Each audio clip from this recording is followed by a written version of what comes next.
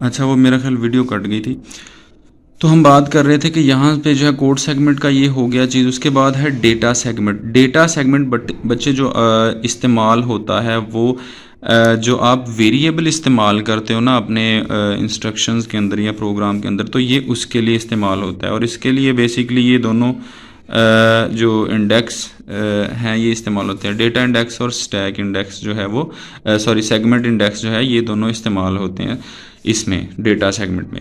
उसके बाद extra segment है, ये जो मैंने आपको बताया था कि जब आप कोई डिवीज़न करते हो तो उसमें आपने कैरी रखना होता है एक साइड पे, तो वो जो ये एक्स्ट्रा सेगमेंट होता है ये उस पर्पज़ के लिए इस्तेमाल होता है। और यही बात उसने यहाँ पे की है। तो जो आपको मेमोरी चाहिए वो एक्स्ट्रा वैल्यूज़ को टेम्परेरीली स्टोर करवाने के लिए, तो आप इसको उसके लिए इस्तेमाल कर सकते हो। फिर स्टैक सेगमेंट है। स्टैक का तो हमने पढ़ा था कि ये एक पाइल होता है जिसमें कि आपकी सारी वैल्यूज़ जो हैं जो इंतज़ार कर रही होती हैं कि हमें सोल्व करें, ये वो इसमें जाती हैं। जहाँ पे लिखा हुआ है it contains the base location of current program stack. जो आपका करंट प्रोग्राम चल रहा है ना उसमें कुछ वैल्यूज़ होती हैं जिनको एक साइड पे पाइल अप करना होता है, क्योंकि हमें उन वो किसी और सोल्यूशन के साथ लिंकअप होती हैं और अभी वो सोल्यूशन नहीं मिला होता हमें, तो हम उसको टेम्परेरीली किसी जगह पे रख देते हैं कि हमें पहले वो सोल्यूशन मिल जाए तो फिर इसका सोल्यूशन हम निकाल लेते हैं।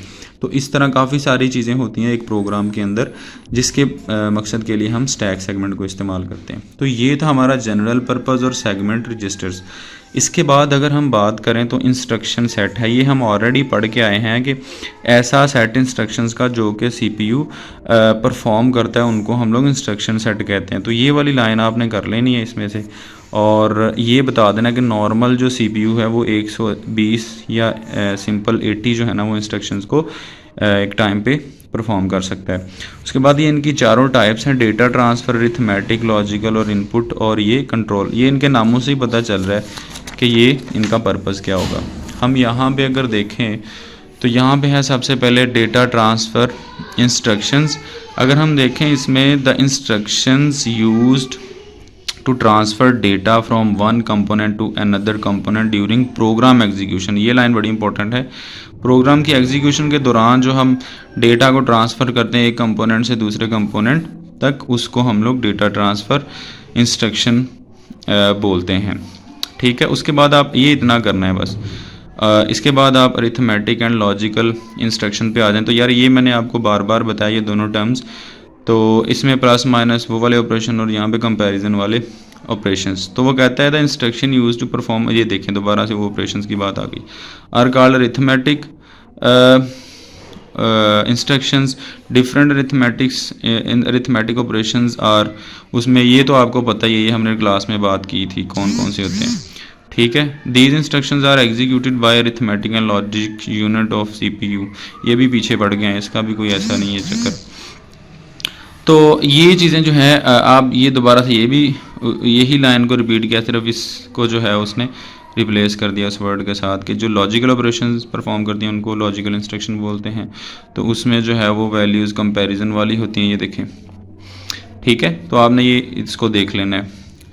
इसके बाद है आईओ इंस्ट्रक्शन। ये मैंने आपको बताया था कि जो इनपुट आउटपुट डिवाइसेस कनेक्टेड हैं उनमें जो आपने डेटा ट्रांसफ़र करना है, जैसे प्रिंटर को कोई कमांड देनी है कि भाई प्रिंट निकाल दो, या किसी माउस से आपने क्लिक किया है या फिर कीबोर्ड से कोई चीज़ प्रेस की है, तो वो आईओ इंस्ट्रक्शन जो है वो आपका पैगाम कंप्यूटर तक पहुंचाती हैं। तो यहाँ पे every CPU provide the operations of reading data from peripheral devices and writing data to peripheral devices. तो यहाँ पे पेरिफेरल डिवाइसेस का मैंने आपको बताया था, कीबोर्ड होता है, माउस होता है और डिस्क एटसेट्रा होती है। ठीक है, तो ये इतना अनफ है, ये आप इतना कर लीजिएगा।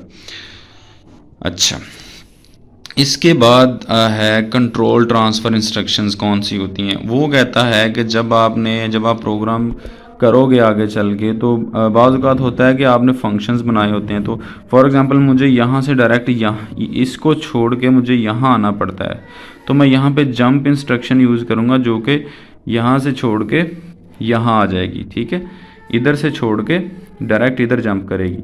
तो जब ये सॉल्व हो जाएगा, सारा ये सॉल्व हो जाएगा तो ये वापस फिर इधर जाएगी और उसके बाद इसको चलाएगी। तो ये जो कंट्रोल ट्रांसफ़र इंस्ट्रक्शंस होती हैं ये कंट्रोल देने के लिए किसी दूसरे कंपोनेंट को उसमें इस्तेमाल होती हैं। ठीक है, ये आप इतना कर लीजिएगा। और इसके अलावा इसकी जो है ये एग्जांपल कर लीजिएगा, ठीक है, जंप इंस्ट्रक्शन। तो ये था बच्चों हमारा इसका लेक्चर का हिस्सा इंस्ट्रक्शंस और रजिस्टर के हवाले से, ठीक है। और इसके बाद मैं चाहूँगा कि ये थोड़ा सा जो इंस्ट्रक्शन का फॉर्मेट भी आपको समझा दूँ। ये छोटा सा टॉपिक है तो इसको भी साथ कर लेते हैं, इतना कोई मुश्किल नहीं है। तो ये मैंने निशान ऑलरेडी लगाए हुए हैं। सिंपल इंस्ट्रक्शन का फॉर्मेट क्या है, पहले तो आपने इंस्ट्रक्शन की वही चीज़ बता देनी है दोबारा जो हम ऊपर पढ़ के आए हैं कि स्टेटमेंट होती है जो कि कंप्यूटर को बताती है कि हमने क्या करना है, और जिस वे में हम उसको इंस्ट्रक्शन को देते हैं उसको हम लोग क्या कहते हैं, उसको फॉर्मेट कहते हैं। उसके अलावा आपने बाकी सारा ये छोड़ देना है और यहाँ आना है a simple instruction format consist of 16 bits. एक इंस्ट्रक्शन जो होती है वो 16 बिट की होती है, ठीक है। The two of instruction code format are known as operand code. इसके दो हिस्से होते हैं जिसमें एक ऑपरेंड कोड होता है और दूसरा एड्रेस होता है ऑपरेंड का। अच्छा, ऑपरेंड क्या होता है, इसको ये ना वेरिएबल होता है, कोई भी वैल्यू कह सकते हैं आप जो कि आपने मेमोरी के अंदर स्टोर करवानी है, उसका कोई नाम होगा उस ब्लॉक का, तो उसको आप लोग ऑपरेंड बोलते हो, ठीक है। अगर मैं यहाँ पे बात करूँ ऑपरेंड कोड क्या होता है, यहाँ पे देखो इंस्ट्रक्शन में, तो ये एक इसका 4 बिट का जो है वो ऑपकोड है, ये आपने याद रखना है, MCQs आ सकते हैं। और ये जो दो है ना पोर्शंस, ये 3 भी हो सकते हैं, तो ये 6 बिट में इसमें डिवाइड किए। अगर ये 3 होंगे तो इन 12 के 3 हिस्से बन जाएंगे। तो ऐसे ही आप इनको ना ये 12 बिट्स को ना डिवाइड कर सकते हो जितने भी आपने इसमें एड्रेसेस रखने होंगे। तो यहाँ पे वो बात करते हैं opcode specifies the operation to be performed, operation to be performed by the computer. ये हिस्सा बताता है कि आपके जो आपने जो इंस्ट्रक्शन लिखी है उसमें जो है आप उस पर कौन सा ऑपरेशन परफॉर्म करने जाते हो। फॉर एग्जांपल मैं एक असेंबली लैंग्वेज की इंस्ट्रक्शन लिखता हूँ, मैं कहता हूँ ऐड A1, A2, ठीक है। अब ये जो इंस्ट्रक्शन है ना ये असेंबली लैंग्वेज की इंस्ट्रक्शन है बच्चों। जब आप असेंबली लैंग्वेज पढ़ोगे तो आपको सही वाली समझ आएगी तब कि ये मैंने क्या बात की है। ये इंस्ट्रक्शन कहती है ऐड कर दो इसको और इसमें, और रिज़ल्ट स्टोर करवा दो इस जगह पे। ये दो मेमोरी ब्लॉक हैं जहाँ पे हमारी वैल्यूज़ पड़ी हुई हैं, मे भी इनके अंदर 5 हो, इसके अंदर 6 हो मेमोरी ब्लॉक के अंदर।